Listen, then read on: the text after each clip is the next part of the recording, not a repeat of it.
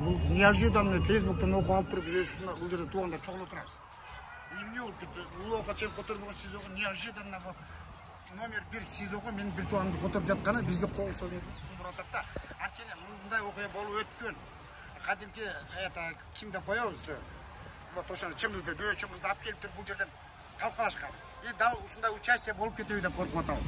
Все-таки надеемся, что жакшы справедливо болуш керек деп. Камчы Кыдыршаевич, Садыр Нургажаевич, биз сиздердин көзөмөлүңүздөрдө болотко ишенебиз.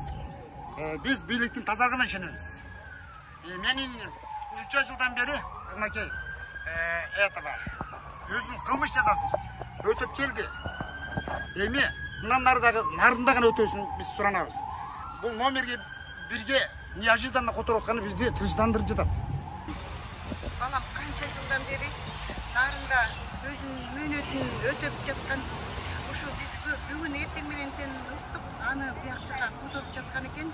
Бизге 2-3 күн мурун айтып кичине ушундай кылышкан жок. Эртең менен эрте кирип эле ага кирип ушундай котормасың деген сөздү айтышкан экен. Эми биз аны менен кабарлаша албай атабыз. Эч кандай алар жолго чыкты, каяка алып келди биле албай жатабыз. Биз бул жерде чогулуп турганда уландын бир туугандары эч кандай мындай бөлөк бөтөн киши жок. Биз баардыгыбыз деген ошо баламдын коопсуздугунан биз коркуп ошол жерде баарыбыз ыйлап-сыктап турабыз. Бул жерден мен бийликтен суранат элем, урматтуу президентибиз Садыр Нургажаевичтен,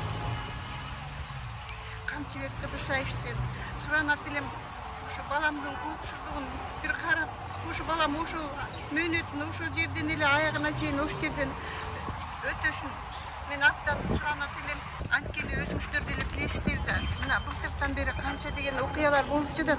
Мен муну бирден санап айтпасам дагы азыр ар бир киши билет бул окуялардычы. Ой, баламды ошо жака алып келип жатышат да, биз ким жооп берет ошо баламдын коопсуздугуна?